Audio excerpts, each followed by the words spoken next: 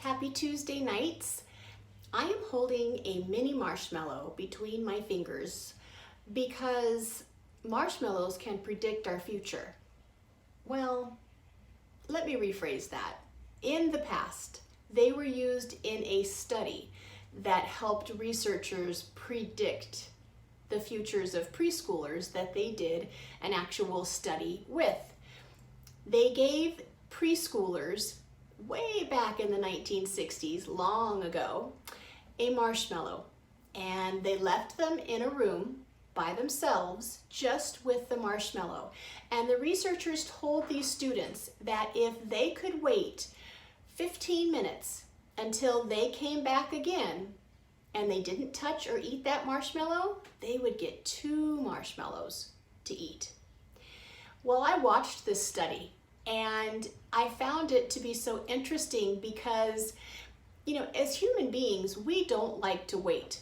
No matter what age we are, whether we're in preschool or whether we're in middle school or beyond, we like to have things quick.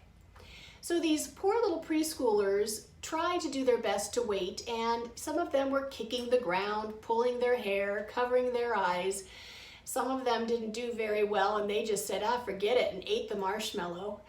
And I kind of wonder what I would have done at that age as a preschooler. Would I have been able to have the patience and self-control to wait 15 minutes to get 2 marshmallows?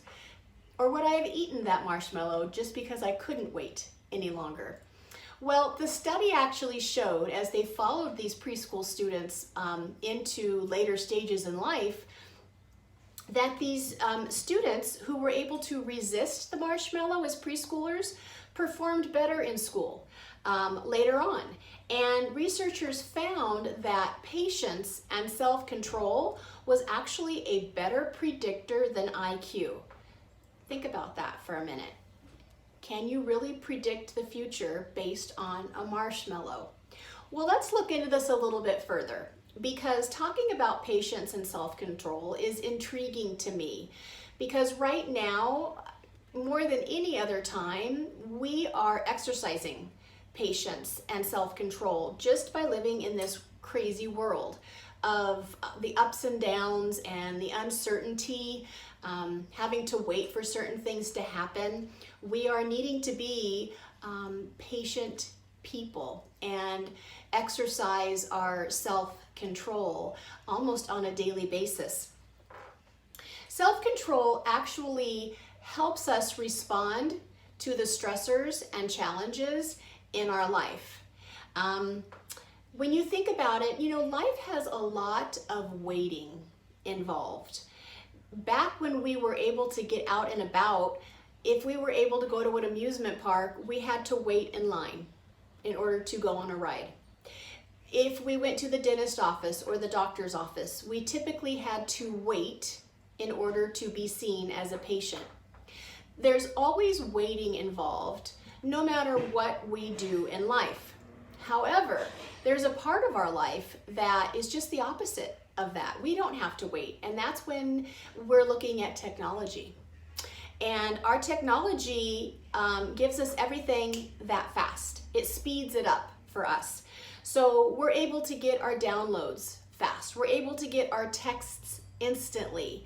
And so we have a part of our world where we're getting everything in a moment, and then the rest of our world, we're having to wait and use that patience and self-control.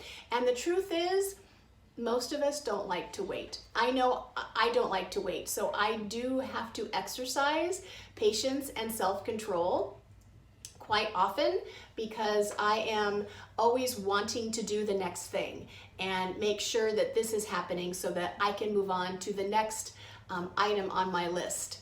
But having that patience and self-control can make your life better. And I'm going to share some ways that happens. Here are the benefits. Patience is a huge factor in success because good things are known to take time. And when you think about it, that's really a truthful statement. Most good things in life are things we have to wait for or work for.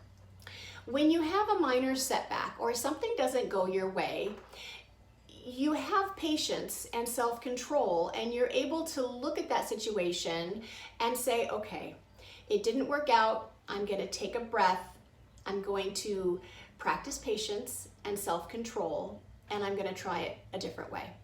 Or I'm going to at least have the patience to wait and see what happens. One of the benefits of being patient is it helps you achieve long-term goals. And you know how important goals are to me. I've talked to you so many times about making a list of short-term goals, making a list of long-term goals. Well, the short-term goals are typically easier to achieve because we don't have to wait as long to achieve them.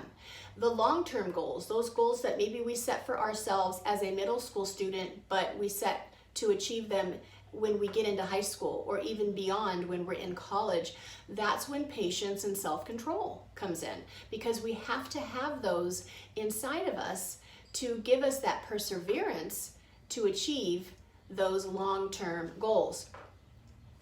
And when you're not patient, worry tends to set in. And if you are like me, I don't need any more worry in my life. You don't need any more worry in your life. And when we're not patient, it seems like that tends to happen. We start worrying a lot, and worrying is not good for your mental health. It takes a toll on your happiness. So if you're constantly going, well, what if this and what if that, you're probably not enjoying the things that you just have in your life that you need to be still for and present for.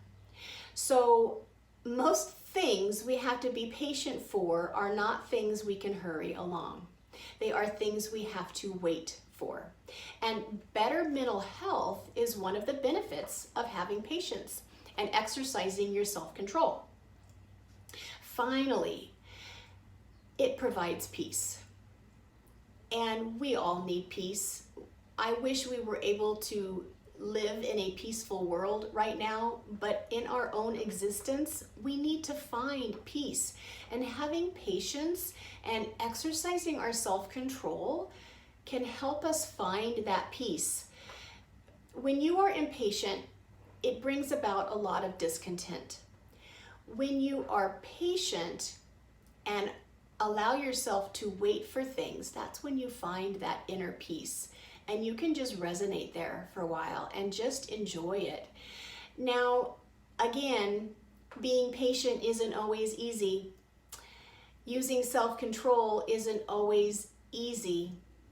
But when you do, there are so many amazing benefits that come from that. I just want to urge you and encourage you to try it. Because I know over the next few days, you're going to have some stressful times. You're going to come to a point where you're going to have to wait for something to happen. So I hope that you think back to our discussion today and maybe use some of the ideas that we discussed, and hopefully you'll be able to really see what I'm talking about and find that peace and that joy that comes from just simply being patient and simply using your self-control. I wish you the best of the rest of this week, Knights. I miss you. I think about you often. I look forward to the opportunity when we can be in person together and have these discussions face to face, physically face to face, not through a screen. And that day will come. And I will be patient and use self-control to wait. I hope you do the same. Take care, Doty Knights.